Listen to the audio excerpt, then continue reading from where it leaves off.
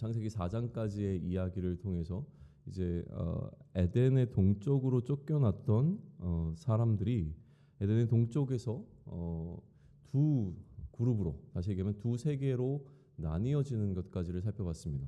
어떻게 나뉘어졌냐면 가인을 시작으로 해서 하나님을 떠난 자들의 그룹과 또 셋을 중심으로 해서 시작되어지는 하나님을 찾는 자들의 그룹이라고 하는 두 가지의 세계가 만들어진 것을 살펴보는 것으로 4장을 마무리를 했었습니다. 이제 오늘 본문에서는요, 족보가 등장하고 있는데요. 하나님을 떠난 자들의 족보는 이미 기록이 되어져 있었습니다. 가인을 중심으로 해서 그의 후손들이 어떻게 되었는지는 이미 기록이 한번 되었고요. 오늘 이제 등장하고 있는 이 족보는 하나님을 찾는 자들의 족보로 이해하면 좋겠습니다. 그리고 이 두 족보를 우리가 비교하는 가운데 이 두 그룹이 삶을 대하는 태도에 있어서 굉장히 큰 차이점을 갖고 있다라고 하는 사실을 보게 될 것입니다. 이게 굉장히 중요한 부분인 것 같은데요. 이 각각의 두 그룹이 삶을 어떻게 대하고 있는가라고 하는 그들의 태도를 통해서 우리는 우리의 삶을 바라보는 데 있어서 어떤 시각을 갖고 있는가에 관해 함께 좀 이야기를 나누면 좋겠습니다. 족보를 이제 살펴보게 되어지면요, 하나님 아담의 족보는 하나님을 찾는 사람들의 족보라고 했는데 이 족보가 가지고 있는 이제 몇 가지의 특징들을 우리가 살펴보고 그 안에서 또 의미들을 찾아내야 될 텐데요. 일단 기본적으로는 이 아담으로부터 시작되어지는 족보의 기록은 창조로부터 이어진 하나님의 그 형상과 복이 어떻게 흘러가고, 그러니까 누구에게로 흘러가고 있는지를 보여주는 방식으로 기록된 게 분명해 보입니다. 왜냐하면 오늘 본문 가운데 1절로부터 3절 가운데서 하나님의 형상으로 지어졌다라고 하는 사실이 두 번에 걸쳐서 좀 반복되는데, 첫 번째는 명확하게 하나님의 형상을 따라 지음받은 이제 인간에 관한 이야기를 하고 있고요. 3절에 가게 되면 거기서는 이제 아담이 자신의 형상을 따라 자신의 형상과 같은 아들을 낳았다라는 어떤 기록이 등장하고 있어요. 그러다 보니까 지금 이 다시 한번 진술되어지고 있는 창조의 기사 속에서 인간을 하나님의 형상대로 만드셨고 그 하나님의 형상이 지금 아담의 아들인 셋으로 이어지고 있는 것처럼 읽히도록 족보를 기록하고 있다고 하는 사실을 좀 주목해 볼 필요는 있는 것 같습니다. 그리고 나서 이렇게 흘러가는 하나님의 형상대로 또 하나님께 복을 받은 어떤 인간의 그 형상, 하나님의 형상과 복이라고 하는 것이 아담의 족보를 향해서 쭉 흘러내려가다가 이 족보가 멈춰지는 지점이 이제 노아와 그의 세 아들이라고 하는 부분에서 멈춰지게 되는 것이죠. 그러다 보니까 이 족보의 역할은 또 하나는 무엇이냐면 이제 이야기, 그러니까 우리의 관점을, 우리의 시선을 어디로 옮기냐면 아담과 그의 아들을 살펴보는 그 파트에서 이제는 노아와 노아의 아들들을 살펴보고자 하는 6장부터의 이야기의 한 중간 부분에 놓여 있는 것이죠. 이렇게 내비게이션과 같이 어떤 내비게이터의 역할을 한다고 해야 될까요? 그래서 우리가 이 창세기를 살펴볼 때 우리의 시선을 어디로 이제 이동하느냐에 있어서 좀 이렇게 빠르게 진행할 수 있도록 돕는 역할을 하고 있는 게 족보라는 것이죠. 아담으로부터 우리의 시선을 이제 노아로 옮겨가고 있는 그 중간 다리 역할을 해주고 있습니다. 그런데 이 족보는 단순히 그러한 어떤 다리 역할을 해주는 것을 넘어서서 이 안에 무언가 좀 특별한 의미들을 담아내고 있는 것은 분명히 보입니다.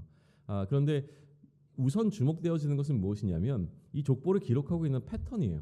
일정한 어떤 반복적인 패턴을 통해서 족보를 기록해 나가고 있다는 거죠.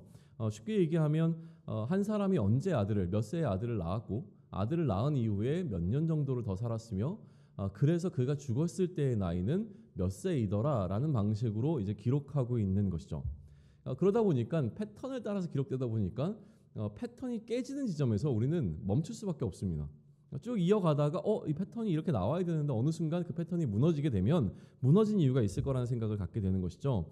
패턴이 깨진 지점에서 잠깐 숨을 고르고 왜 이 부분이 기록되었는가를 묵상해 보는 것은 이 족보를 묵상하는 데 있어서 굉장히 중요한 묵상의 방법 가운데 하나입니다. 어디에서 패턴이 한번 깨지냐면 에녹이 등장하는 부분이죠. 22절부터 24절까지의 내용인데요. 제가 다시 한번 좀 읽어드리겠습니다. 무드셀라를 낳은 후 300년을 하나님과 동행하며 자녀를 낳았으며 그는 365세를 살았더라. 에녹이 하나님과 동행하더니 하나님이 그를 데려가심으로 세상에 있지 아니하였더라라고 기록되어져 있습니다.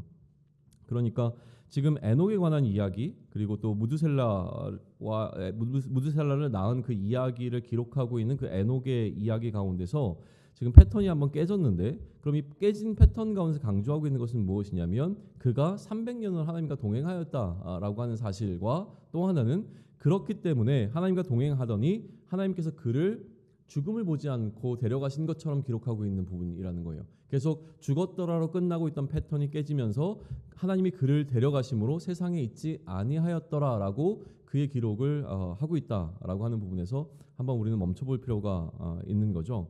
그리고 이제 두 번째 패턴이 깨지는 부분은 무엇이냐면 이제 라멕에 관한 이야기가 등장할 때입니다. 라멕은 182세의 아들을 낳고 이름을 노아라 하여 이르되 여호와께서 땅을 저주하심으로 수고롭게 일하는 우리를 이 아들이 안위하리라 하였더라라고 기록하고 있습니다. 뭐가 삽입되어져 있냐면 이전에는 기록되어져 있지 않은 노아의 이름의 뜻과 그 이름을 지은 의도가 지금 이 라멕의 이야기 속에서는 등장하고 있음을 우리는 좀 주목해 봐야 한다는 거예요. 그게 지금 패턴을 깨고 있는 부분입니다. 그리고 마지막에 이제 패턴이 또 한 번 깨지는 부분이 있는데 그 부분은 어디냐면 노아와 그의 아들들이 등장하는 부분이에요. 그러니까 이 부분은 이제 패턴이 깨졌다기보다 그렇게 새 자녀를 낳은 것으로 기록이 멈추고 그 후에 노아가 몇 세를 살았다라고 하는 이야기를 이제는 좀 길게 풀어서 6장부터 하나의 노아의 스토리를 통해서 기록해 나가기 때문에 여기서 족보가 멈춰졌다라고 보는 것이 맞는 것이죠. 그러면 이 패턴이 주는 특징들을 다시 한번 좀 정리해 보면 좀 의미가 있을 것 같은데요. 이 패턴이 깨진 부분이 주는 특징들이죠. 첫 번째는 우리로 하여금 하나님과 동행함이라고 하는 이슈에 좀 주목하게 만들어 줍니다. 그러니까 하나님과 동행한다는 것이 과연 무엇이고 이 동행한 결과를 통해서 죽음을 보지 않았던 한 사람의 인생에 대해서 우리는 관심을 갖게 만드는 것이죠. 그러니까 지금 이 족보는 누구의 족보였냐면 하나님을 떠난 자들의 족보가 아니라 하나님을 찾는 자들의 족보였습니다. 그럼 하나님을 찾는 자들이 하나님을 찾는다는 것이 과연 무엇인가라고 하는 그 부분에 있어서 구체적으로 이들은 하나님과 동행했고 하나님과 동행했던 사람 가운데 한 사람이 하나님의 부르심을 받아 이 세상에 존재하지 않는다라고 하는 이 기록 가운데 하나님을 찾는 자들과 하나님을 동행하는 자에 관해서 우리가 관심을 갖게 만들어주는 것이 이 패턴이 깨지는 부분에서 우리에게 주는 하나의 특징인 겁니다. 두 번째는 무엇이냐면 땅의 저주에 관한 이슈를 다시 한번 우리로 하여금 주목하게 만듭니다. 이전에 창세기 1장부터 시작되어서 흘러왔던 내용 가운데 땅이라고 하는 주제는 굉장히 중요했습니다. 우리의 먹을 것을 공급해주고 우리가 거주할 수 있는 인간이 거주할 수 있는 공간으로서 또 우리가 인간이 다스려야 하는 공간으로서의 땅이었는데 인간이 하나님을 향하여 불의함을 나타내고 난 이후에 이 땅이 이제 저주를 받고 그 가운데서 수고할 수밖에 없는 인생이 되어지는 것을 살펴보았죠. 그런데 오늘 이 패턴이 깨지는 부분에서 라멕은 자신의 아들 노아를 낳고 난 이후에 그 아들의 이름에 그 의미를 부여합니다. 뭐라고 부여하냐면 여호와께서 땅을 저주하심으로 수고롭게 일하는 우리를 이 아들이 안위하게 될 것이다라고 하는 소망을 보여주고 있는 부분이 등장하는 것이죠. 그러다 보니까 이제 이 하나님과 동행함이라고 하는 주제와 그리고 또 땅의 저주라고 하는 이 이슈는 앞으로 우리가 살펴보게 될 노아의 이야기 속에서 굉장히 중요한 키워드로 등장하게 되어집니다. 그러니까 노아의 이야기 속에서 우리는 이 두 가지를 주목해 봐야 되는 것이죠. 노아가 어떻게 하나님과 동행하였는가를 살펴보아야 하고요. 또 그 노아가 하나님과 동행함과 병행돼서 이 땅 가운데 지금 주어진 땅의 저주를 하나님께서는 어떻게 이 스토리 가운데서 엮어서 끌고 가시는가라고 하는 부분을 우리는 앞으로 이제 살펴보게 될 것이라고 하는 거예요. 또 한 가지 이 패턴이 깨진 부분에서 주는 특징은 아니지만 이 족보가 우리에게 주는 특징 가운데 하나는 무엇이냐면 우리로 하여금 사람의 수명에 관해서 좀 주목해 보게 만들어줍니다. 왜냐하면 당시 모세가 그의 독자들에게 이 글을 썼을 때 그 그 당시에 살았던 사람들의 인생 그 수명이 이 정도로 길지 않았습니다. 그러다 보니까 이 이야기를 처음 들었던 사람들도 사실은 우리가 느끼는 것처럼 어떻게 사람이 이렇게 오래 살 수 있어라는 생각을 갖게 만든다라고 하는 것이죠. 그러다 보니까 부정적인 좀 효과도 있습니다. 뭐냐면 상식을 뛰어넘는 이런 지나치게 오래 살아가는 사람의 수명을 우리 앞에 이렇게 놓여 있다 보니까 믿기가 힘든 거죠. 그러니까 이 모든 이야기, 창조의 모든 이야기가 어떤 사실이라기보다는 우리가 알고 있는 설화와 같은 느낌을 갖게 만들어줍니다. 우리로 따지면 이제 단군 신화라든가 어떤 거기서 보게 되어진 그런 느낌으로 이 창조의 기사부터 시작되어지는 창세기를 보게 되어지는데요. 7일간의 어떤 창조와 마찬가지로 막 사람들은 여러 가지로 해석을 하려고 합니다. 뭐냐면 이 7일의 창조의 하루가 우리가 알고 있는 문자적인 하루가 아니라 하나의 어떻게 보면 어떤 뭐라고 할까 구석기 시대와 같은 어떤 하나의 시대를 가리키는 굉장히 긴 시간의 개념이다라는 방식으로 해석하려고 하는 사람들이 있죠. 그러니 오늘 지금 우리 앞에 놓여 있는 본문 가운데서 사람이 몇백 년을 살았다고 하는 이야기를 과연 정말로 이것이 그 사람의 수명을 의미하는 것인가 아니면 그 안에 다른 코드가 담겨 있는 것인가를 이제 살펴보려고 하는 학자들의 여러 시도들이 좀 있습니다. 그런데 그 이야기를 지금 하고자 하는 것은 아니고요. 우리가 이제 창세기를 바라보는 입장에 있어서 저는 개인적으로는 이것을 판단할 수 있는 능력이 우리에게 있을 것 같지는 않습니다. 저에게도 있을 것 같지 않고요. 그러다 보니까 모세는 분명히 누군가에게 그도 이 이야기를 들어서 적었을 것이 분명하고 그 들은 이야기가 진짜인가 가짜인가 사실인가 아니면 설화인가 뭐 이런 것을 밝히는 것에 우리가 관심을 보이는 것이 아니라 이 모세는 분명히 그 목적을 그런 것을 밝히라고 지금 적지는 않았을 거거든요. 이게 사실이니까 이거 그대로 뭔가 너희가 믿어야 된다 뭐 이런 이야기를 하고 있는 것 같지는 않고요. 모세가 지금 이렇게 기록하는 것은 진위 여부의 문제가 아니라 이들이 일단 존재했다라고 하는 사실을 기록하고 있는 것이 우선이고요. 존재했던 사람들에 관한 기록을 일단 남겼고요. 그 다음에 우리로 하여금 그 존재했던 사람들이 몇 년을 살았는가라고 하는 그들의 수명에 대해서 그 수명을 그대로 그러니까 문자적으로 받아들이기를 원했다라고 저는 믿습니다.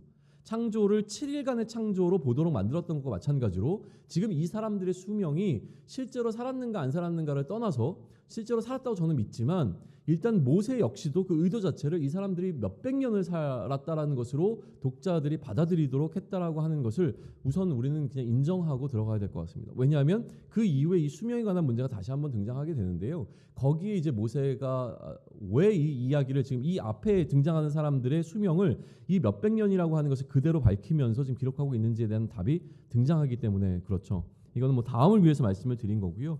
다시 한번 이제 오늘 본문으로 돌아가서 오늘 본문을 좀 정리해 보면 좋을 것 같습니다.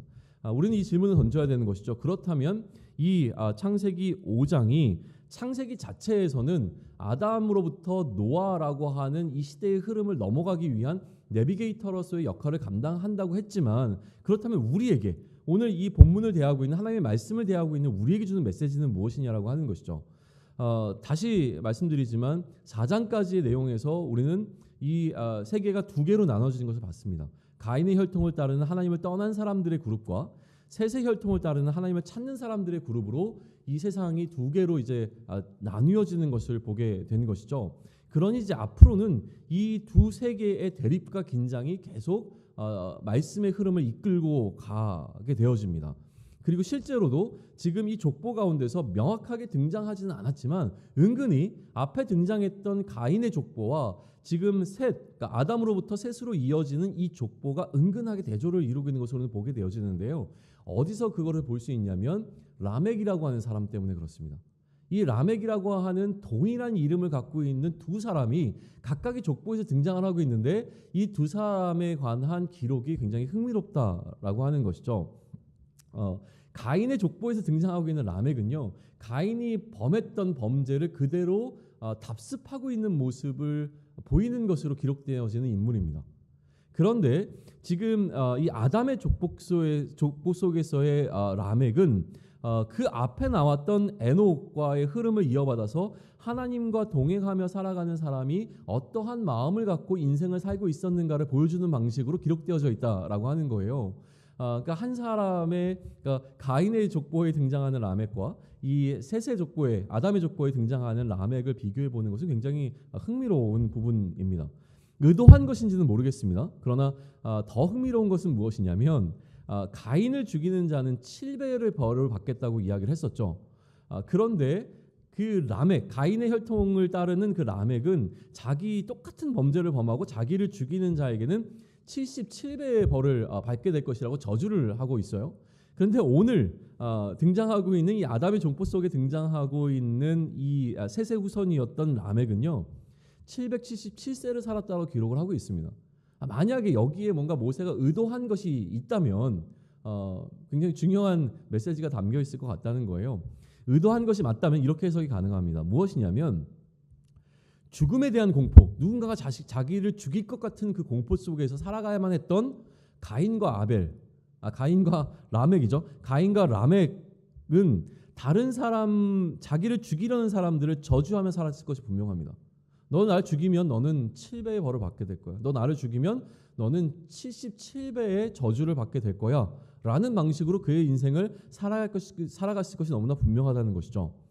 그런데 비록 죄로 인해서 하나님의 저주 아래 놓여 있었던 인생들이었지만 여전히 하나님과 동행하며 여전히 하나님을 찾으며 살았던 그 사람들은 자신의 자녀를 통해서 이 자신들이 지금 하고 있는 이 수고에 대한 위로를 하나님께서 주실 것을 소망함으로 살아갔고, 그들에게 하나님은 무언가의 어떤 복을 주셨다라는 느낌으로 해석될 수 있는 부분의 여지를 남겨주고 있다라고 하는 것이죠.